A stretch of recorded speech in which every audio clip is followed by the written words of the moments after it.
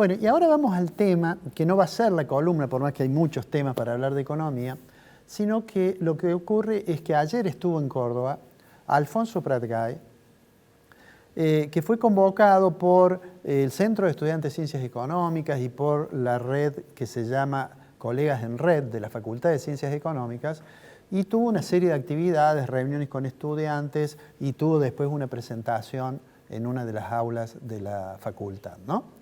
Que es lo que aproveché, la oportunidad que lo teníamos allí, y por aquello que siempre digo, de que sería bueno que las cuestiones económicas se discutan con un poco más de rigor. Una persona que ha sido ministro de la Nación, ministro de Economía, de Hacienda de la Nación, y que ha sido además presidente del Banco Central, bueno, tiene una experiencia que permite, digamos, consultarlo sobre cuestiones que están muy en el tapete hoy. Y lo que hice fue hacerle básicamente 5 preguntas. Lo primero que le pregunté es cuál era la visión que él tenía de la situación macroeconómica actual, que tratara de ser, digamos, brevemente su opinión. Y lo tenemos en un video, creo que lo tiene disponible el director, que es el video número 1. Le pediría si podemos colocar... Es muy compleja la situación macroeconómica de Argentina en este momento. Todos los parámetros y todos los valores están fuera y muy lejos de lo que debiera ser su equilibrio. Y en particular es muy frágil la situación social. El salario real muy golpeado, las jubilaciones en los niveles mínimos de la historia, y trabajadores que, a pesar de tener un empleo formal, están debajo de la línea de pobreza. Nunca se vio esto en Argentina. La pobreza está cómoda por encima del 40%, la inflación está en niveles que solamente se superaron en medio de hiperinflación, el país no tiene crédito, el Banco Central no tiene reservas. Es una situación muy compleja como quizás no hemos visto antes en nuestra historia. Bueno, ante esa complejidad que describe, bueno, hay un gran debate sobre qué hacer. Y una de las cuestiones que ha ganado mucho espacio en los medios es esta propuesta que ha formulado uno de los candidatos a presidente, que es Javier Milei, que ha dicho: yo voy a cerrar el Banco Central.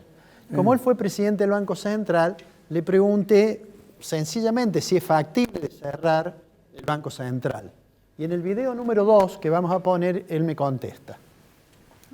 El problema de la idea de liquidar el Banco Central es que se hace con los acreedores del Banco Central, que no son solamente organismos exteriores como el Banco Central de China o como el Banco Internacional de Pagos, sino que son los mismos ahorristas argentinos, ¿no?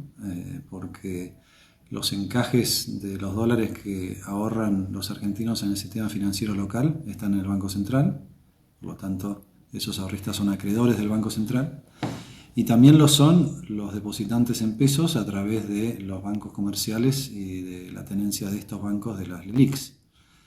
O sea que lo que hay que explicar es qué va a pasar con todos esos acreedores, y si hay recursos para efectivamente liquidar el banco de manera tal de que el patrimonio neto sea igual a 0.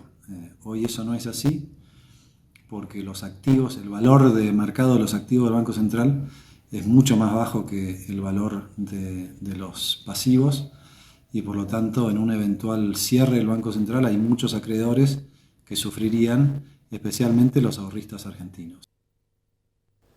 Mi pregunta siguiente entonces fue si es posible o no dolarizar en los términos en que ha sido planteado en el debate público. Y esta es la opinión de Pratgay sobre el tema.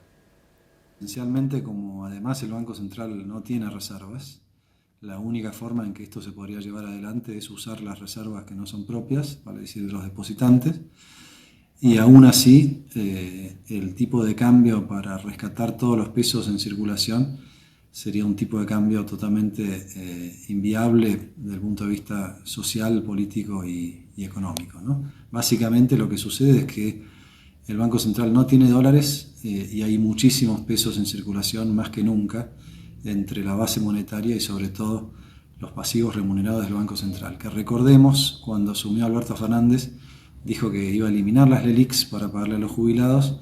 En ese momento las LELIQs sumaban 1 billón de pesos, hoy suman 20 billones de pesos. Bueno, Para no deprimirnos demasiado, digamos, le pregunté, porque intuía cuál podía ser la respuesta, si saliendo de los problemas del corto plazo, podíamos tener alguna esperanza de que el contexto internacional fuera favorable a Argentina, superada esta coyuntura tan complicada que estamos viviendo. Y Alfonso Prat-Gay me dijo lo siguiente, que está en el video 4. El contexto internacional se presenta como muy favorable para Argentina, por varias razones.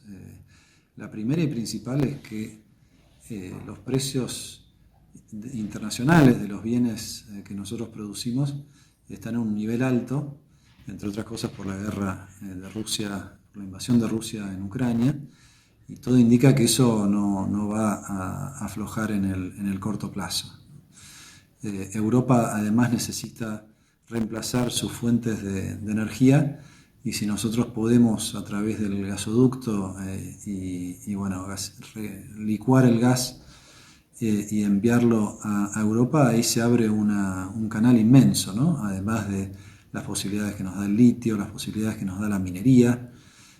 Nosotros exportamos la 10ª parte de minerales de lo que exporta Chile, a pesar de que compartimos la misma cordillera, ¿no? Por lo tanto, las oportunidades comerciales y yo diría también turísticas que tiene Argentina son inmensas. Somos un país que está lejos de las guerras, que está rodeado de fuentes de agua natural, que tiene posibilidades muy atractivas para el turismo, que tiene un solo idioma, que no tiene, digamos, tensiones internas. Así que nomás con esos sectores podríamos estar revirtiendo fuertemente la situación de reservas. Y además da la impresión de que la Reserva Federal de los Estados Unidos está llegando ya al final de su ciclo de suba de tasas. Quizás quede 1 o 2 más y puede ser que se mantengan en ese nivel durante un tiempo, pero no vamos a tener las sorpresas o los shocks que hemos tenido en otros momentos de nuestra historia, donde una suba de tasas en Estados Unidos descarrilaba cualquier proceso incipiente de recuperación. O sea que el mundo nos ofrece una gran oportunidad. El desafío es solamente nuestro, es cómo ordenar la economía, cómo tener un programa de estabilidad y un programa de desarrollo que se nutran mutuamente. No hay crecimiento sin estabilidad, pero tampoco hay estabilidad sin crecimiento. Y eso es básicamente el esquema donde tenemos que apuntar. La salida es exportadora, la salida es con sectores que sean exportadores y mano de obra intensiva, y desde ese lugar podemos ir resolviendo la restricción externa y generando empleos que compensen aquello que se pueden ir perdiendo en algunos sectores por el programa de estabilización, ¿no? Yo creo que están las condiciones dadas y el mundo puede acompañar mucho en ese sentido.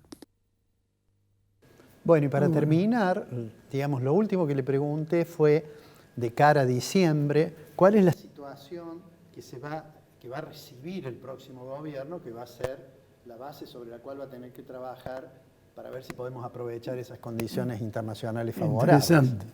La situación a diciembre, la que va a recibir el próximo gobierno, es la que está en el último de los videos que vamos a mostrar. La situación económica ya es crítica y muy probablemente vaya a ser peor para cuando asuma el próximo gobierno, ¿no? Peor de lo que es ahora, y ya ahora es peor de lo que fue, por ejemplo, en el 2015, ¿no? Un banco central absolutamente saqueado, niveles de inflación muy altos, una inercia inflacionaria, problemas de acumulación de deudas comerciales, incluso todas mucho más altas de lo que fue en el 2015, una brecha cambiaria mayor. Sí, es la transición de un gobierno a otro quizás más compleja que hemos visto en toda la historia, con excepción de la de Alfonsín Menem en el 89, en medio de una hiperinflación, ¿no?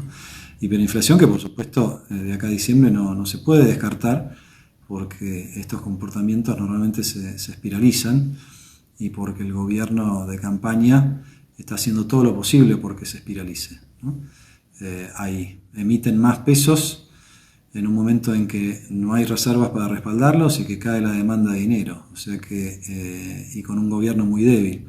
Estos suelen ser normalmente los ingredientes que definen un proceso de hiperinflación, y bueno, el próximo gobierno va a tener que lidiar con eso, va a tener que desactivar eso apenas inicien sus funciones, que por supuesto es un desafío inmenso.